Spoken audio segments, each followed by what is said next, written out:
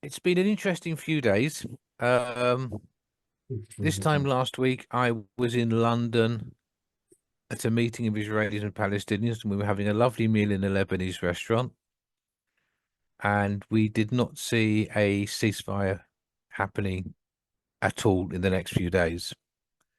And lo and behold, this week, and despite numerous people saying it won't happen until Trump's back in the White House, it appears we have some sort of hostage prisoner release scheme and a ceasefire agreement.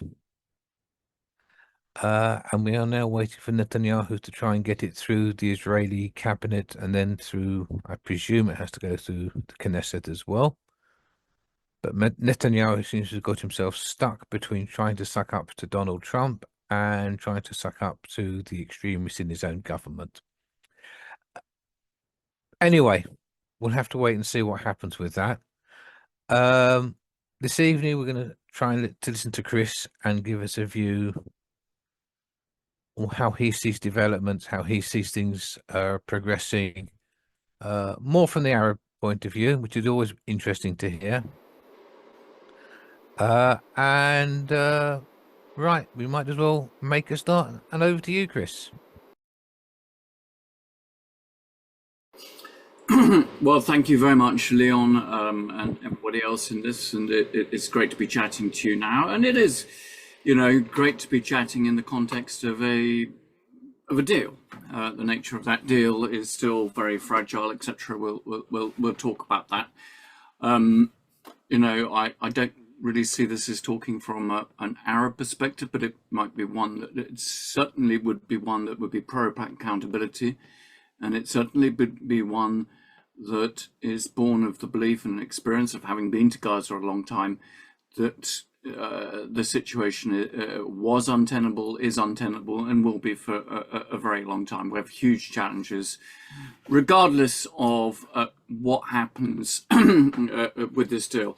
I thought I'd stop just to start really just to describe where I think we are now. In reaching this deal and why, how come it got here. I wasn't actually that surprised. I've seen a lot more, really since early December, more energy behind getting to some sort of deal on this than there had been before. And then really then to take a more bird's eye view of what we have been seeing going on, particularly in the last 15 months and before that. Why did this come about and what does it mean, with a view then in sort of finishing about where this all might go now, and including, and by all means I'm very happy to take questions about the wider region. A lot of my focus actually over since early December has also been on Syria, and indeed I think the other fairly welcome piece of news in terms of Lebanon, with the deal to have a new Lebanese prime minister, and before that a president, neither of whom I think would have been chosen by Hezbollah. I think that's very safe to say, and it does indicate a decline in the influence of Hezbollah in Lebanon, and the possibility that a very different form of government can go forward. So with that in mind, where are we now? Well, we got a deal, and I call it a deal because I think that the primary element of this deal is actually more about hostage detainees and prisoners. It is very much, focused on that, with the possibility of a ceasefire, an Israeli redeployment of forces within Gaza, and further down the line a more lasting ceasefire with reconstruction in Gaza, the much greater access to aid.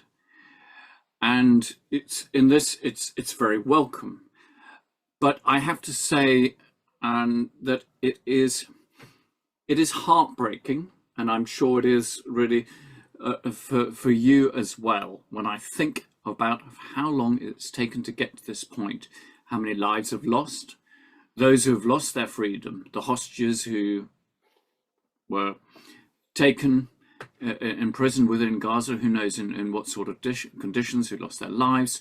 The Palestinian detainees who were also taken, put in Israel. Many did not know where. Many families didn't know where they were. We've seen abuse and torture, even a rape in that case. But also the colossal amount of destruction, displacement. 90% of the population of Gaza have been displaced, numerous times, in some cases as much as 10 times, to the extent that Gaza really is decimated. And even if the guns fall silent, the bombs are no longer dropped, one really does have to question now in what way Gaza can be a functioning place for human inhabitation. And to me, it has been a colossal failure that this could not have been, we couldn't have got to the stage much, much earlier on, with so much less loss, so much less suffering.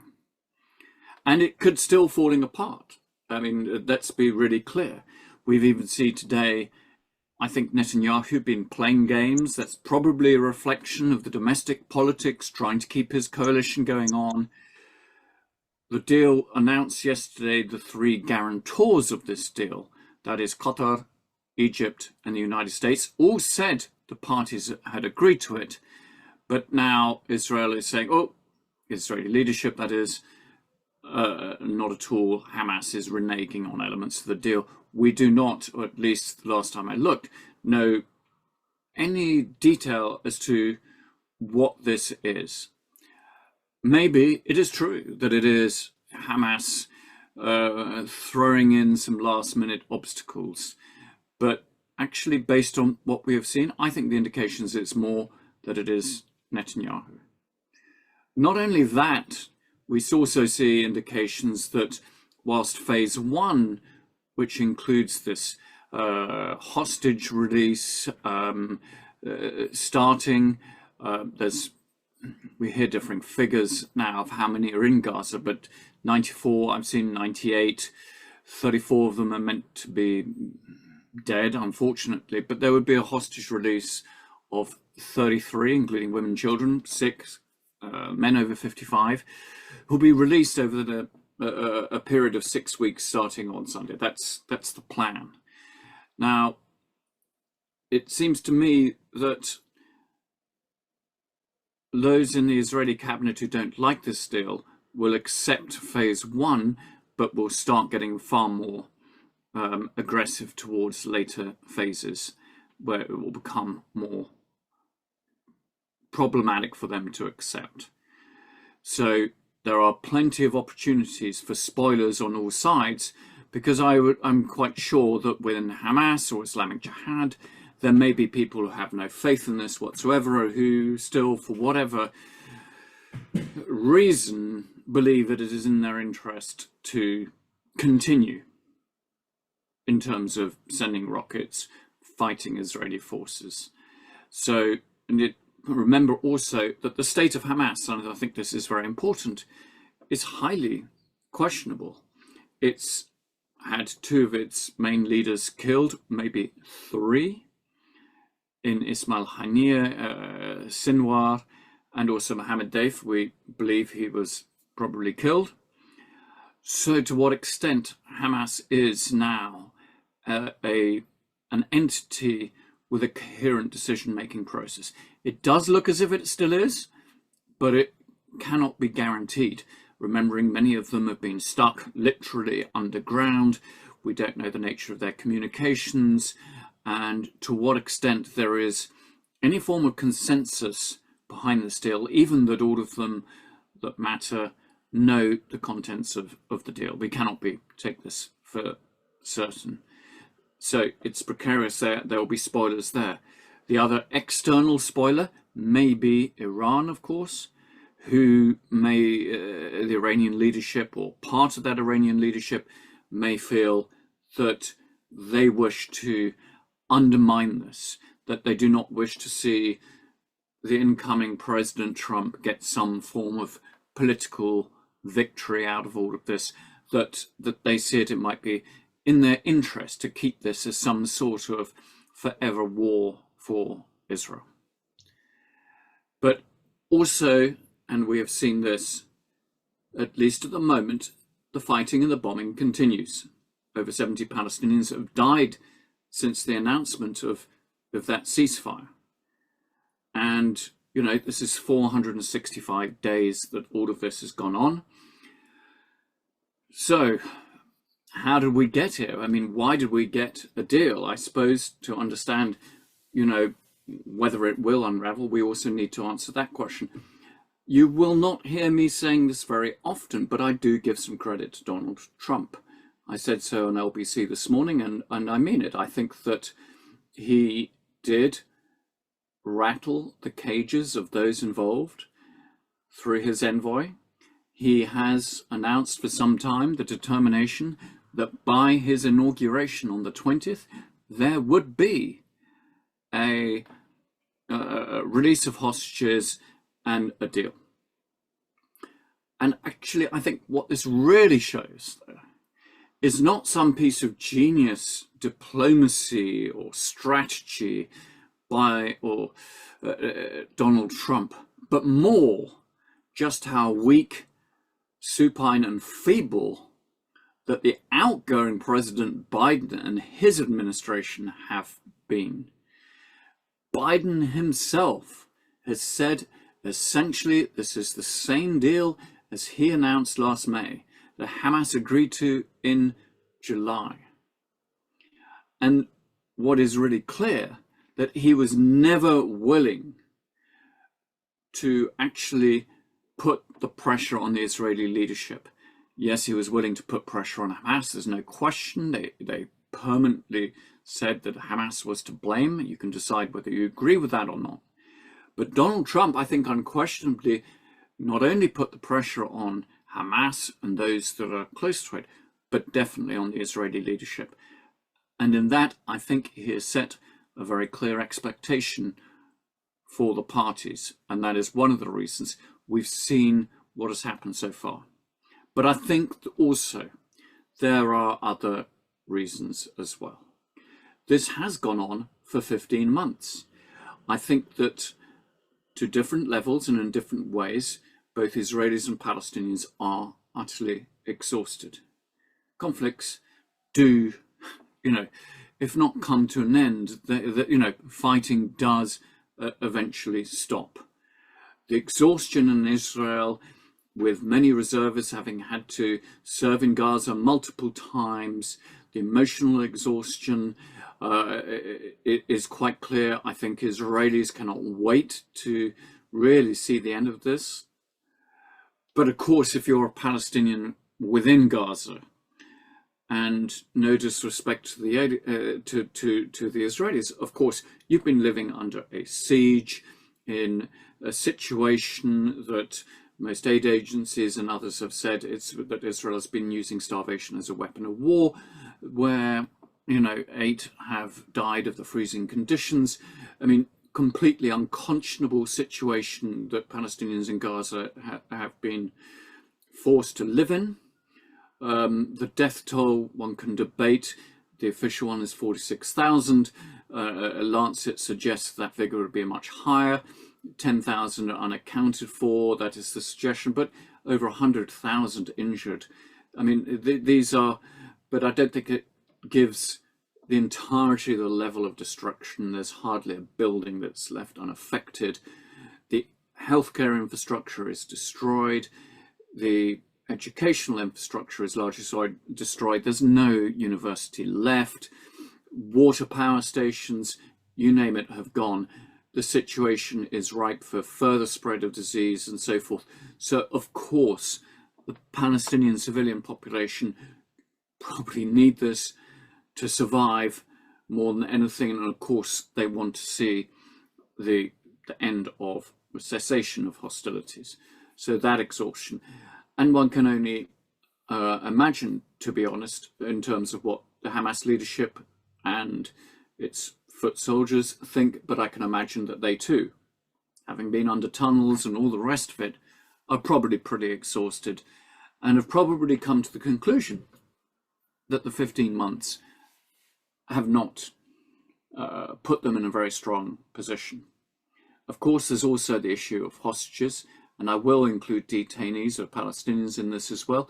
But, you know, over 250 hostages were taken for the families, for those who support them, for their communities. This has been extremely, I don't even want to say, you know, very challenging.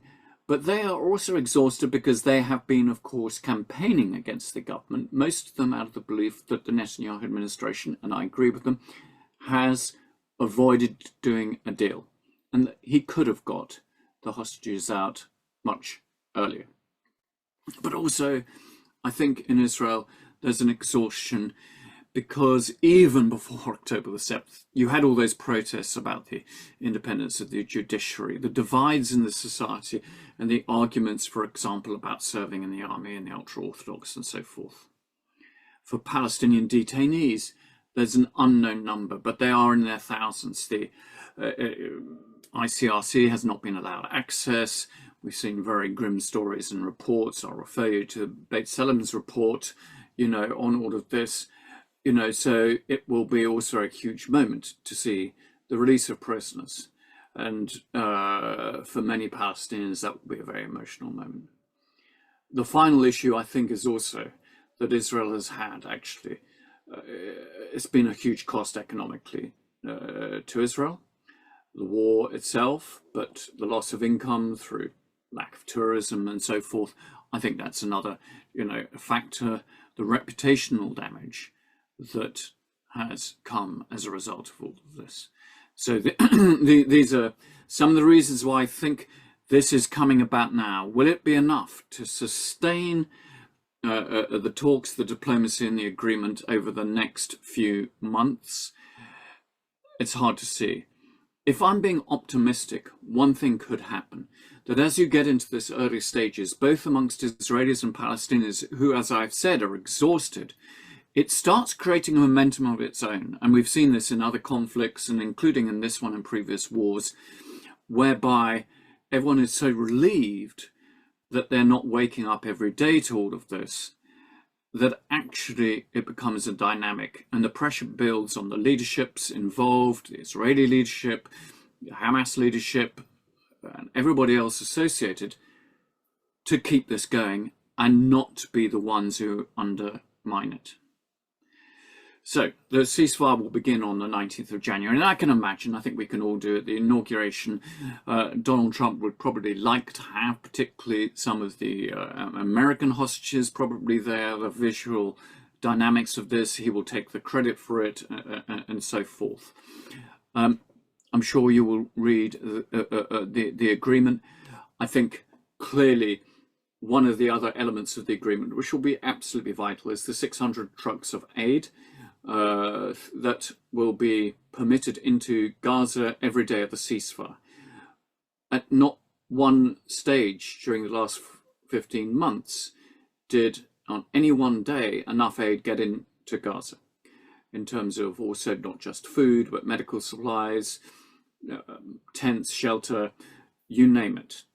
So that will also, but to be honest, it needs even to be more than 600 trucks, because to actually get to that sort of stage where you are able to provide for the well-being of that population, you're going to need a surge that's greater than that. And I hope that there may be consideration to see this, but you will also need full and proper access. You will need the agencies involved to be able to get to all parts of Gaza in safety. That will be a challenge. There's a lot of unexploded ordnance in Gaza. It's going to be a massive issue. And to get there and to make sure that they can identify and reach and help those who are most vulnerable, above all in northern Gaza. And I should state here very clearly that actually the issue of northern Gaza has been one of the biggest disgraces that we've seen over the last 15 months. What you have seen, I hope is, sorry if this upsets people, but you have seen essentially ethnic cleansing going on in northern Gaza. deliberate. This wasn't in the aftermath of the horrific attacks of the 7th of October. This has been a deliberate, planned decision to empty that area, to order Palestinians out and to say they would not be allowed back home, and to put various areas of it under an internal siege. And the denial of aid, and the UN said basically in the last 2 months of 2024, there was close to zero access. That is really, there's a lot that has been unacceptable in what has happened, but that in particular. So aid will need to get into northern Gaza as an absolute priority. So now I want to move really to have some thoughts, and I'm sure you will, about what's really happened over these last 15 months. What are the implications of this? How did this start? And I always say this, and without in any way justifying the barbarity of those 7th of October attacks, I actually had a meeting with David Lammy, as Shadow Foreign Secretary, I think in September 2023, and made clear that the situation in Gaza was untenable and was likely to erupt, because under a blockade that had continued since 2007, that there was a situation where the population did not see it had enough future, there was no normal economy, the humanitarian situation was disastrous even before it. You would not want to live there. And in many ways, just like actually the world had ignored Syria since 2018, the world had been ignoring Gaza for the last few years. And it is actually something I see in international politics, that if a conflict situation or crisis is not in the news, politicians, political leaders do tend to ignore them and imagine somehow it's in paralysis, it's in stasis. But of course, both in common with Syria and Gaza, and indeed Lebanon, everything is getting worse the whole time. All the underlying factors were getting worse. And of course, you're looking at a situation where close to half the population were children. And if you were an 18-year-old, you would have gone through about 6 major Israeli wars on Gaza, a major military power. So the scars of that, the trauma, there is no PTS in Gaza because there is no post. And I think this is really important to understand, but not to excuse. In terms of what happened on the day, utterly atrocious, there is no excuse, there are war crimes, etc. Maybe Hamas was caught out almost by in its own view, that it had actually been too successful, that it had attempted, as per usual, to try to trigger some sort of Israeli response, to try to divert attention in Gaza, to try to undermine perhaps any normalization deal between Israel and Saudi Arabia, but not to have seen, perhaps it had underestimated the extent to which the Israeli security and military services were caught napping. So we saw this at the time that, Israel had a fair degree of global support and sympathy, leaders going and understanding a need to take action. And, as we saw, that international support, particularly amongst key actors, was sustained. But there is something that was very crucially different, that whilst there was support for Israel and Israelis, that actually the support for Benjamin Netanyahu as Prime Minister was not there, that he, within Israel, was deeply unpopular and still had a problem in terms of his relationship with President Biden. And this actually had, I think, really deep consequences for how the war was fought. The way in which there was no clearly defined military strategy that was effective and achievable, that it was essentially to smash Gaza, to destroy Hamas. I don't know how you, to do that. And the manner in which it fought, that he would actually have a vested interest, because of his popularity ratings had tanked so much, in having a long drawn out conflict, to keep it going until such time as he could present new reality to the Israeli electorate, and he would see his polls beginning to climb again. That's very different to 2014, when he could be persuaded to stop. And I think that was one thing that was very, very different. The second, and I think, to my mind, one of the most unforgivable decisions that was made, was the imposition of the 9th of October siege. The denial to a civilian population that legally is under Israeli occupation of food, water, fuel. And actually this has immense legal consequences. It is, that decision alone was, I think, a core part as to why the International Criminal Court came to its conclusions that Netanyahu and the then defense minister who announced it, of course, Yoav Gallant, actually should face trial for war crimes and crimes against humanity. It was collective punishment. And for many Palestinians, their view was that this was not a war against Hamas, but it was a war against all Palestinians in Gaza.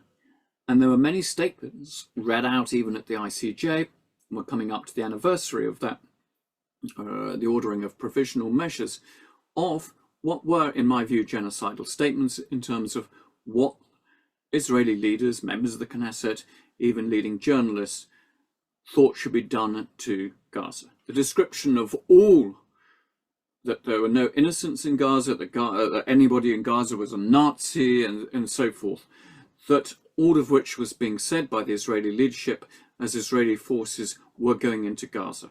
And I think that was also the failure of the international community to speak out against that, was also unconscionable. So pretty much nothing was off limits in the way that military conduct was carried out. It was never going to be another 2-month operation. I think another reflection, the Palestinian National Movement, President Abbas, the Palestinian Authority, were also caught napping. They did not know how to respond. There is no sense of any strategy in how to handle this. They did not wish to be side by side with Hamas, or to be seen to have endorsed those actions. But at the same time, there was no great sense that the leadership in Ramallah was speaking out for the Palestinian people in some sort of way, a discernible strategy to do with this. This weakness, I think, has run consistently over the last 15 months, and very notable. I don't think it has ever been at a weaker position, that even before the 7th of October, this was largely the case. And it does beg questions about Palestinian political renewal going forward, when all of this, hopefully soon, will end. And, you know, for Hamas, I think it, aside from the ethical, criminal issues, I think it also got caught out strategically. It didn't realize or understand what might have been the consequences. But it also had a huge impact on the region, and I argued, including with Keir Starmer, actually as leader of the opposition back at the end of last October, that without a ceasefire, that it would spread. Hezbollah, of course, kicked off with an attack on the Shabab farms, and you got into this sort of low intensity conflict, which became a medium intensity conflict between Israel and Hezbollah. The border areas on both sides of that border, civilians either fled or were moved, and it escalated until we saw, and as you all know, what happened in September, the Israeli ground invasion, 4,000 people killed, the killing of Nasrallah, and essentially a really massive hit to the military capabilities of Hezbollah, but also its political strength within Lebanon. But we also had the Houthis as well, lobbing missiles towards Israel attacking shipping. And now I think actually it could be one of the features of 2025, unless action is taken, that you could see more of the sort of Israeli attacks on the Houthis, on Yemen going forward. That's certainly what Netanyahu has promised, so it's not me saying this. And finally then Iran, and where does Iran now stand in the region? And we got into this awful situation of Iranian missile attacks, two major ones, of course, Israeli action against Iranian targets, whether it be within Damascus, but also the assassination of Ismail Haniyeh in the middle of Tehran. So that direct confrontation, quite extraordinary, between Israel and Iran, and all the ramifications that had and still yet could have. But I also think one of the most surprising and disappointing, in many cases actually things that made me furious, was the international reaction, and in particular those of the major, what we might have called Western powers,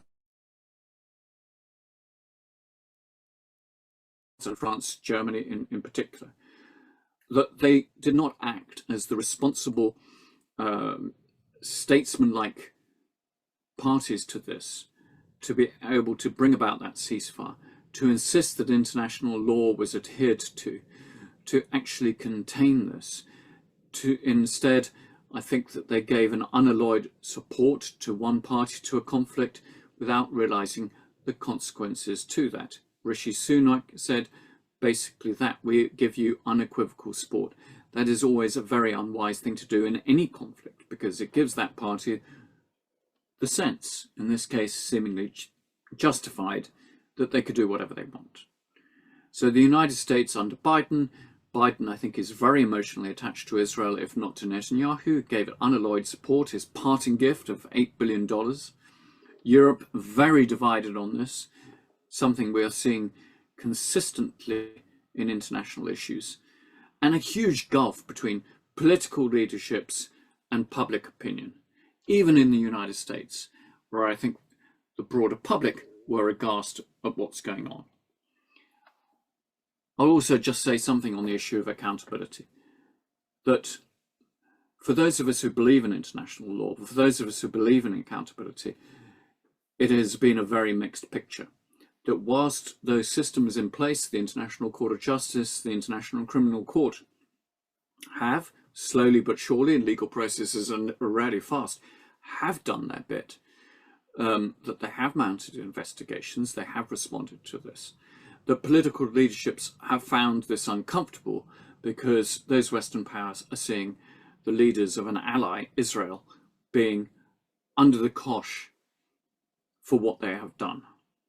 So when the ICJ orders provisional measures under the genocide prevention, this is meant to be, not to say that there is genocide, but there is a risk that a people's right not to be genocided is there, and that measures must be taken to ensure that genocide does not happen. We have not insisted on that, and I think that's unconscionable. Many countries have wiggled their way out, once again, of enforcing the arrest warrants issued by the International Criminal Court. It cannot be a pick and mix, choose who you, which arrest warrants to adhere to or not. The US is even considering sanctions against ICC staff, and an advisory opinion in July that was really quite historic. But yet again, we still haven't had a proper British government response to that. That the occupation that's lasted since 1967 was illegal, and we could go into that. Briefly, so I realise I've spoken for a long time, where to now? What day after? Well, there was talk about a day after. I don't know when we get to that stage, or if there is really what you can call a day after. A traumatised population in Gaza, decimated. But I think what we will see this year is that actually the radioactive core of this conflict will transfer to the West Bank. This, of course, is where most of the Israeli right, and particularly the likes of Ben-Gvir and Itamar Ben-Gvir and Bezalel Smotrich, this is what they're really about. It's not about Gaza. and they will be looking at massive settlement expansion. But of course, the belief that Donald Trump will okay the annexation. And there are many rumors as to what Donald Trump has promised Netanyahu in terms of the West Bank to get the ceasefire deal, including that the US might lift the sanctions that it has imposed on some settlers and settler organizations. So I think it will move to the West Bank. To the north and the wider region, I think much will depend on the very, very delicate transition in Syria, and indeed how this new Lebanese political map pans out.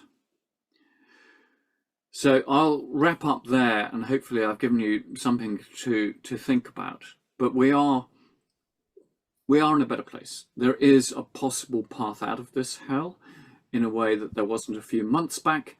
There could be some little small light at the end of that tunnel. And I think for those of us who want to see this, it is really important to work overtime now to do that. But also, once there really is a sustainable ceasefire, to remember that is what it is. It is only a ceasefire, and it is not a full and final peace settlement to this conflict. And unless you get that, and this is the lesson of all the wars we've had between Israel and Hamas over Gaza, etc., unless you resolve those underlying issues, there will be another war. It may not be next year or the year after, but it will happen.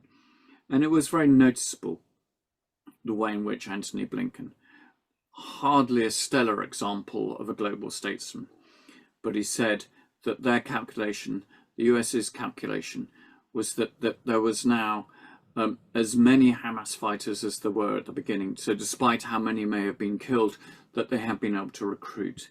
So unless you deal with these underlying issues, then I fear we will find ourselves back at this. So the really hard work starts now. I'm going to use the chair's privilege to ask a couple of questions first, and I'll open up for other people as well.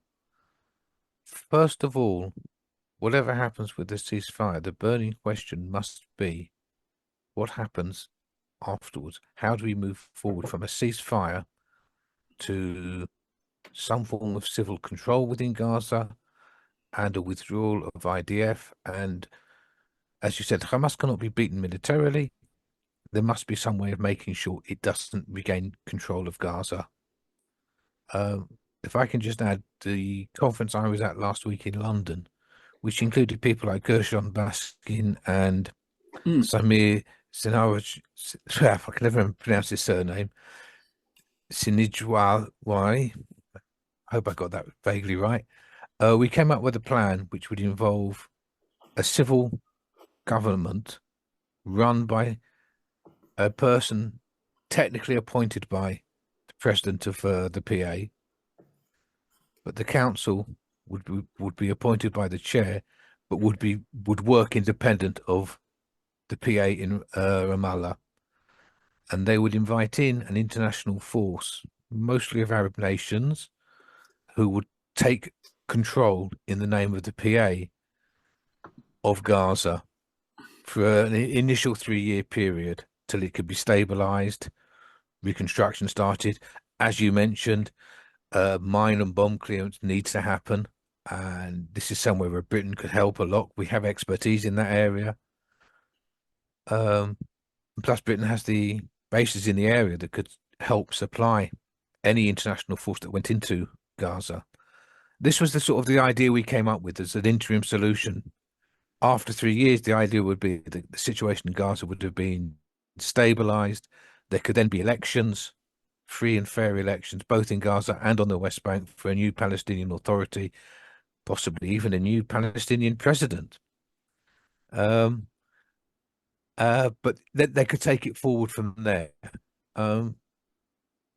What are your thoughts on that? Well, Leon, I think that, I'm in broad agreement with that. It is massively important. I think my focus has been to get to that situation where we can actually have those sorts of discussions in full awareness that there were people like Gershon and others who were working on this.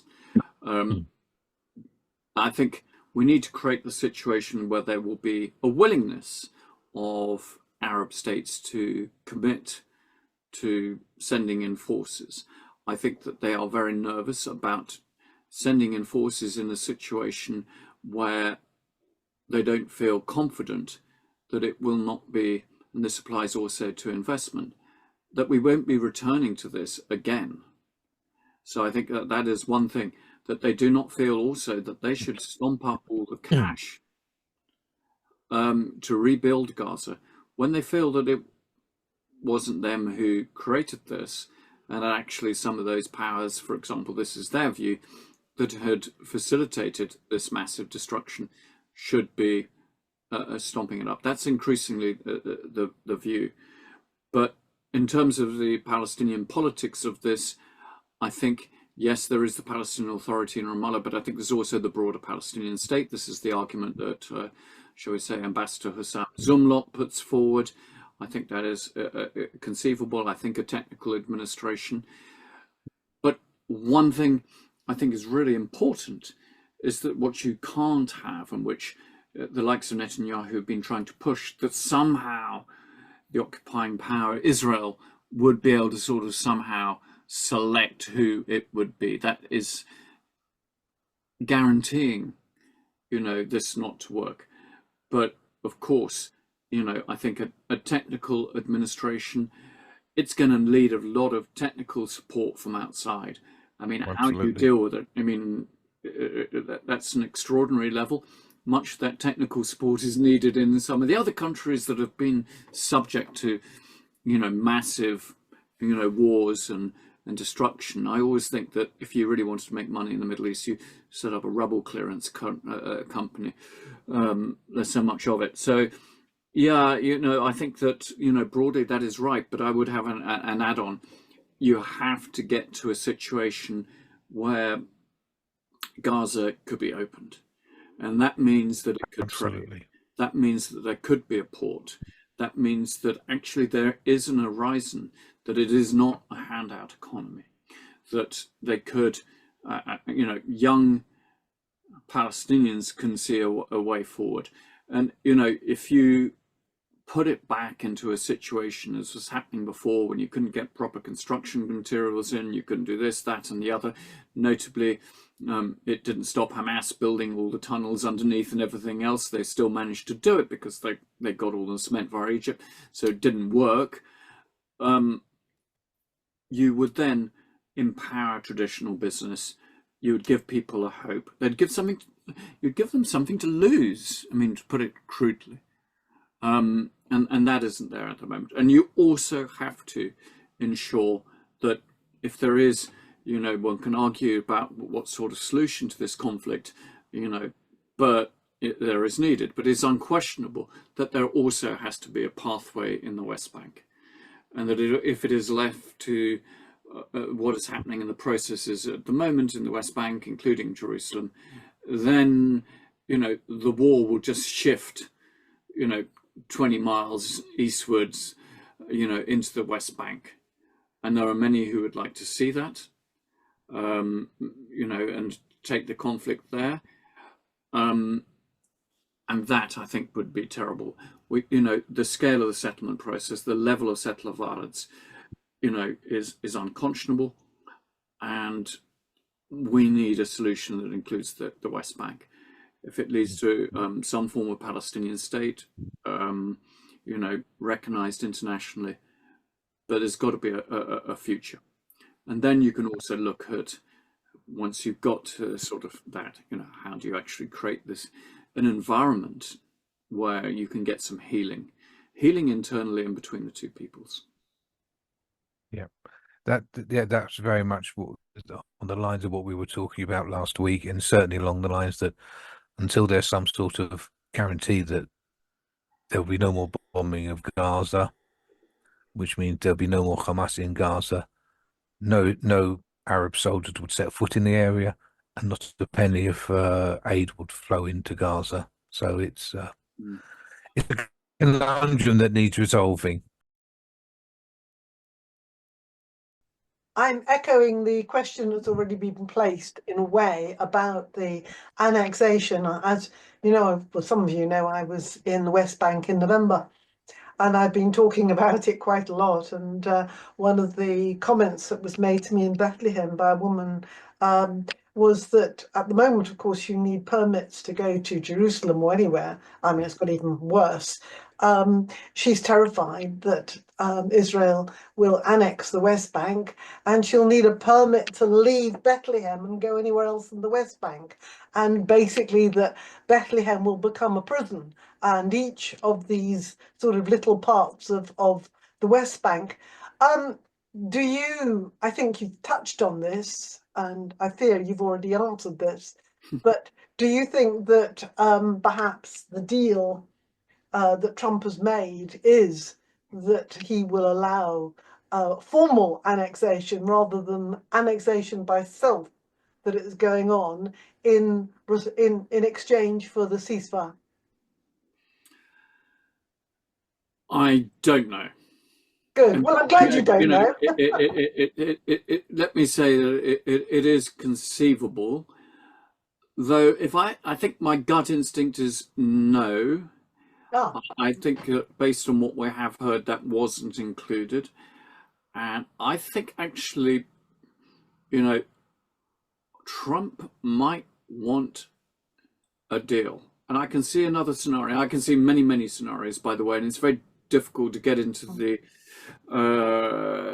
business of trying to predict Donald Trump, but I think he does want a deal. I think it tickles him, the idea that he could resolve this conflict.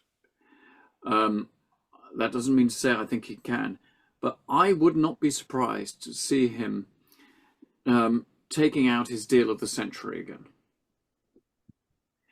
and to say, Mahmoud, you turned this down last time. I'm putting it back out for the last time. Take this or else. But that would lose East Jerusalem, wouldn't it? Yeah, it's obviously, I said at the time it was a horrendous plan. Very notably that no European, they all sort of said, well, it's a very interesting plan that he put forward, but none of them ever said you should implement or anything else like that. It had all sorts of flaws. But he would take it out. Will you enter negotiations with Netanyahu based on my plan? If you don't, then, he has carte blanche to annex. I could see him doing something like this. And that in some ways what he did over Gaza is to set something like that up, that sort of thing. But it would be a deal on his terms and using the same sorts of toolkits of sort of blackmail and everything else, that somehow you could throw money at this issue, I don't know from where, and, think that you can resolve an issue, like that. So I think that's also another possibility. But Netanyahu didn't go for annexation in the past, also, for some very simple reasons too. Annexation, begs questions. Which bit of the West Bank? Do you take all of it? Well, of course, there's certainly who'd wanted it. But if you do annex all the West Bank, then you have the population. So do you annex the West Bank in part? You take Area C. But then it would actually, and I think Netanyahu realizes that, but the likes of Ben Gvir and Smotrich don't care.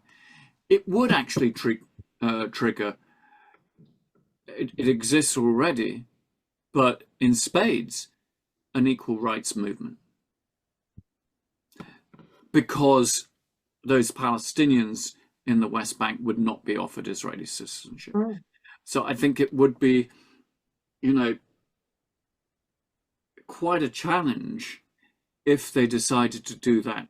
So you could, I think if they were smarter, there might be some salami slicing bits of annexation. They could take bits of land and, and annex it like they've done in the past. They annexed the Golan, they annexed East Jerusalem. So we shall see. There are different ways. We could see a major spark over Jerusalem. Ben Gvir has been busy demolishing homes.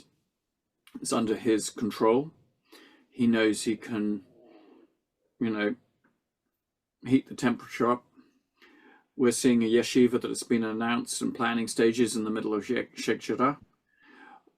So there are ways, and the process of essentially emptying out the Palestinian population around the holy basin, around the holy sites, is escalating, pushing them out to the more marginal parts of East Jerusalem, which are becoming even more crowded and crowded, and creating these sorts of facts on the ground. So there are plenty of ways. We've seen since December an escalation in settler attacks inside Area B, where largely in the past they're Area C. So it's already, heating up. I think the Palestinian Authority is acutely aware of the dangers. I think their actions in Jenin, which have attracted a lot of criticism, I understand that totally, are in many ways out of the fear that somehow the war will come to the West Bank, and they don't want to. They want to be seen at this moment to demonstrate to Trump that they are going to take action, regardless how it will damage their credibility amongst their own population. Well, I think there's something else that needs to be resolved. To go back to Leon, what Leon said, yeah. I think it's absolutely vital that a Palestinian leadership, and I talked about Palestinian political renewal, that the international community accepts that it must be a leadership that is there to reflect the wishes and aspirations for freedom of the Palestinian people, and not there to be the security arm of the Israeli occupation. Mm-hmm. You cannot ask them to do both. It's a conflict. So you either have them representing Palestinian aspirations, or if you want, then they become the security arm. We can't even pretend that they are, actually seeking Palestinian liberation.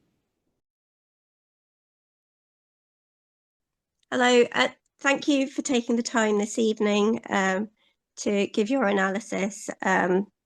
It's been very thorough. I agree with most of what you said from the little gleanings I've done. So I'm part of UK Friends of Standing Together here. And I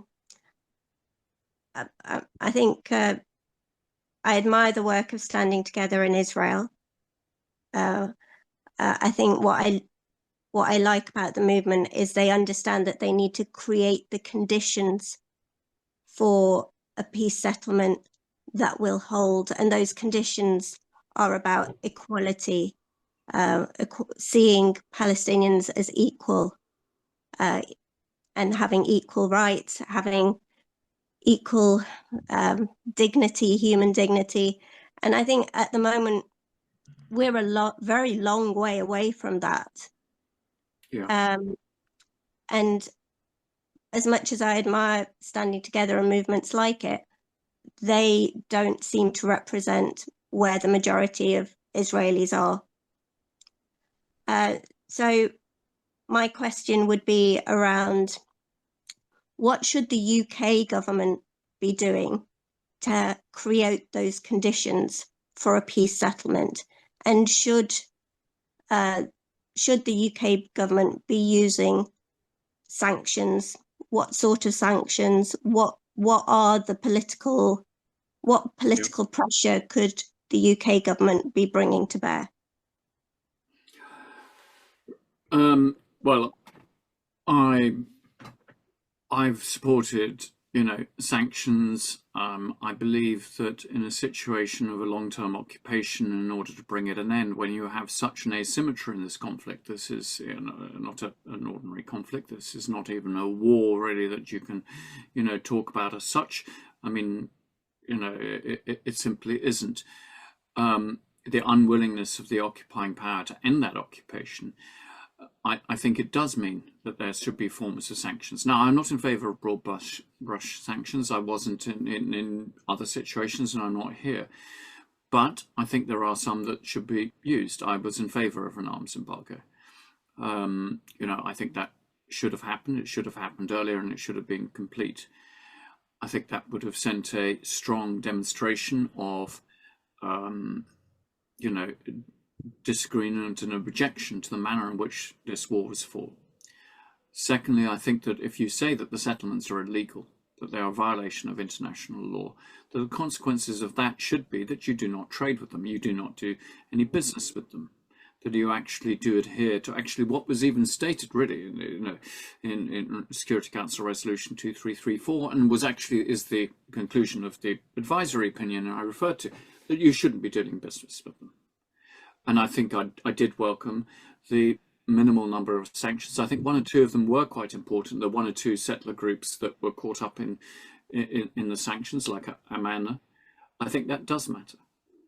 And one of the reasons that I think that the Israeli leadership, and this is the most far-right Israeli leadership in its history, has got away with this, is because of the green light, that they believe that there is no accountability, that they will never be held to account.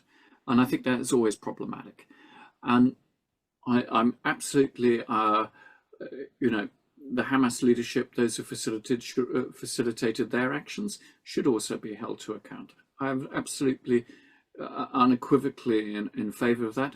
I would actually like to have seen, a trial of a Hamas figure, at the ICC, right? I've no, going and killing innocent civilians, etc., is wrong. Period. So I think there is a role for sanctions. That's why we use them in other conflicts. But to create the situation where we don't impose them in such circumstances has also damaged our reputation. A lot of the rest of the world has been watching this, and they have seen what we did in the case of Russia. I know they're not totally identically analogous, but there was definitely a sense that European powers and the United States stood up for international law. They imposed sanctions within days. In 2014, with the invasion of Crimea, they imposed boycotts, the whole works, Putin at the ICC. But of course, the Americans were quite happy about this. But that when it comes to one of their allies, that somehow these laws don't really apply. And the rest of the world is looking at it, and I think it has had a disastrous impact in our ability going forward, and there's going to be other conflicts, etc., in terms of international law and the rules-based order. Not, of course, helped by the great orange blob in the White House, who thinks that he can help himself to Canada, Greenland, and Panama. And Panama, yeah. With China lapping this all up, thinking this is all absolutely fabulous in terms of their ambitions with Taiwan, South China Sea, Russia looking rather smug and saying, helping yourself to territory, are we? So where does this leave the sort of rules-based order, which was never perfect, of course, I'm not naive, in a situation where the crucial element of international law, the foundational part of it, was that you do not acquire territory through force. And this seems to have been, absolutely eroded. And if at the end of all of this, as obviously a lot of the Israeli right seem to want, that they're going to take a bit of Gaza and settle on it again, that will further erode it. And, there must be that. And I've left one thing out in all of this, by the way, in terms of UNRWA. I mean, in terms of the reconstruction period, and I should have said that's an omission. Well, you said I was thorough, and I'm now acknowledging my lack of thoroughness. But, it's the 28th of January that UNRWA's, the laws against UNRWA come into effect. You cannot get rid of the largest humanitarian agency operating in Gaza, let alone in the West Bank, Lebanon and Syria. And effectively these laws will make it very difficult for UNRWA to survive. And think that somehow you can get into a reconstruction phase.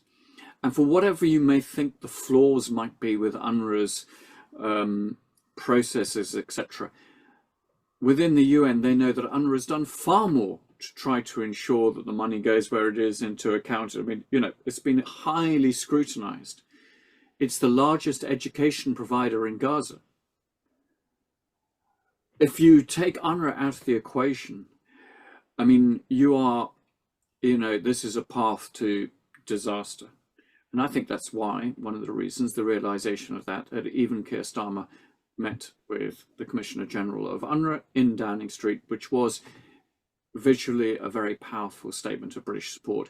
I mean, I've been very critical of him in this conflict, but I think if there was one thing that he did, it was that. Because, yes, of course, there are UNRWA people who probably support, staff out of the 13,000 who would have been supportive of Hamas. You have a situation where they would have had X percentage support within Gaza, and of course that might be reflected amongst the Palestinian employees. There's not, you can't, perfection here is not possible. It was absurd, the whole thing. I think I know a lot of UNRWA staff over the years and visited it, but the idea that you could do this, for political motivations. The Israeli leadership does not like its mandate because it deals with refugees. They'd like the word refugee to be erased from this conflict, but 3/4 of the population of Gaza are refugees. And that, they're conscious of it.